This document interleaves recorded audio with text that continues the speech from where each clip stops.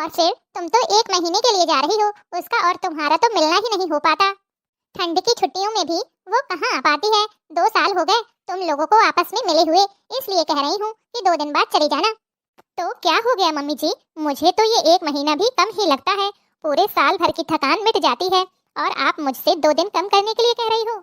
मुझसे तो नहीं होगा, मैं अपनी मम्मी से मिलने के लिए बेसब्र हुई जा रही हूँ। साधना, मम्मी कैसे तुमसे रिक्वेस्ट कर रही हैं और तुम इग्नोर किए जा रही हो। सिर्फ 2 दिन की तो बात है, रुक जाओ ना। और फिर ऊपर से झूठ भी बोल रही हो कि टिकट हो गई है। अभी कंफर्म कहाँ हुई है टिकट? टिकट तो वेटिंग में चल रही है। मैंने मम्मी के सामने इसलिए नहीं कहा कि उन्हें बुरा लगेगा। देखो पंकज, मैं नीलू दीदी को यहाँ आने से रोक तो नहीं रही हूँ ना। और मेरे मम्मी पापा भी साल भर मेरा इंतजार करते हैं कि उनकी बेटी उनसे मिलने आएगी, तो मैं उसमें कोई कमी नहीं रख सकती। मैं भी साल भर में एक ही बार तो जाती हूँ, और फिर टिकट का क्या है, कंफर्म हो जाएगी। अगर नहीं भी होती है तो मैं उसे कैंसिल थोड़ी ना करवाऊंगी, वेटिंग में ही चली जाऊंगी। ठीक है, टिकट हो भी जाए तो कैंसिल करवा दो। मैं इस बार तुम्हें कार से मायके छोड़ाऊंगा। और फिर नीलू भी तो साल में एक ही बार आती है और तुम यहाँ नहीं होती हो तो उसका भी तो मन करता होगा तुमसे मिलने का। और सिर्फ 2 दिन की ही तो बात है। 2 दिन रुक जाओ, मना थोड़ी ना कर रहे हैं। अरे नीलू दीदी से मेरी फोन पर बात हो जाती है ना, कई बार हम वीडियो कॉल पर भी बात कर चुके होते हैं, फिर अलग से क्या मिलना है। अगर दीदी को मुझसे मिलने की इच्छा है तो वो साल में बीच में भी आ सकती हैं, छुट्टियों का ही क्यों वेट करते हैं। देखो पंकज, मैं तो नहीं रुकूंगी, मुझे मायके जाना है। Mummy, mummy. अरे बेटा, तुम आ गई? हाँ मम्मी। अच्छा तुम बैठो, मैं तुम्हारे लिए पानी लेकर आती हूँ। आप क्यों लाओगी मम्मी, भाभी कहाँ है? वो दरअसल तुम्हारी भाभी मायके गई हुई है और तुम्हारी बड़ी बहन इस बार जरूरी काम के कारण नहीं आ पाएगी। मम्मी, दीदी का तो मुझे समझ में आता है कि ससुराल में कोई अर्जेंट काम आ गया होगा, लेकिन भाभी को क्या हो गया, वो क्यों मायके चली गई? उन्हें पता था ना कि मैं आ रही हूँ, कम से कम मुझसे मिलकर ही चली जाती। अरे बेटा, तू नाराज क्यों हो रही है? मैं हूँ ना घर पर, तू मुझसे मिलने आई है या तेरी भाभी से? क्या मम्मी, आप भी ना कुछ भी बोले जा रही हो। मिलने तो मैं सबसे आई हूँ ना, भाभी भी होती तो घर पर अच्छा ही लगता ना। अब बेटा, वो भी तो साल भर अपने मायके जाने का इंतजार करती है। एक तो ये दूर दराज जिन बेटियों का ससुराल होता है ना, उनको पूरे साल भर इंतजार करना पड़ता है। इसलिए जैसे ही छुट्टियां पड़ी वो मायके रवाना हो गई। और इसमें गलत भी क्या है? मम्मी, कुछ भी गलत नहीं है, लेकिन कम से कम टाइम को इस तरह से एडजस्ट करना चाहिए ना कि ननद से मिल तो सके। आखिर ननद भी तो परिवार की सदस्य होती है, और माँ के बाद मायका फिर भाभी से ही तो होता है। अगर ननद और भाभी में ही बॉन्डिंग नहीं होगी तो बाद में ननद किसके पास आएगी? अरे वाह, मेरी बेटी तो बड़ी समझदारी वाली बातें करती है। अच्छा चल बता, तू तेरी ननद से मिलकर आ गई क्या? कैसी है वो? सुना है सास की तबीयत ज्यादा खराब रहती है, अब वो ठीक है? क्या हुआ, इस बार तेरी ननद आई नहीं क्या, या तेरे जाने के बाद आएगी? वो मम्मी, वो दीदी तो आज आ गई होंगी। आ गई होगी, आ गई होगी से क्या मतलब, आज आने वाली थी क्या? मतलब तुम मिलकर नहीं आई? वाह रे बेटा, सारी एडवाइस दूसरों के लिए, खुद को कुछ अमल नहीं करना है। जब खुद नहीं करती हो तो अपनी भाभी से क्यों उम्मीद करती हो?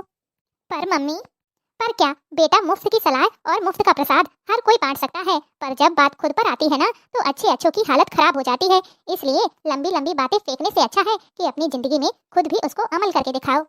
अपनी भाभी की कमी निकालने से अच्छा है पहले खुद की कमियों को दूर करो। मैं तो बेवजह खुश हो रही थी कि मेरी बेटी बड़ी समझदार हो गई है, पर ये तो ऐसी हरकतें कर रही है।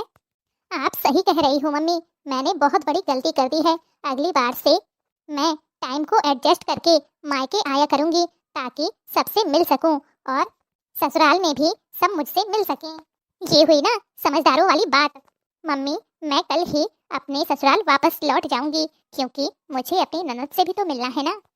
बेटा, तेरे ससुराल वाले क्या सोचेंगे? आप टेंशन मत लो मम्मी, मैं सबको समझा दूंगी। भाभी, आप मायके से वापस आ गई? हाँ दीदी, 2 साल हो गए थे, मैं आपसे मिली नहीं थी, आपकी बहुत याद आ रही थी, इसलिए मैं वापस आ गई।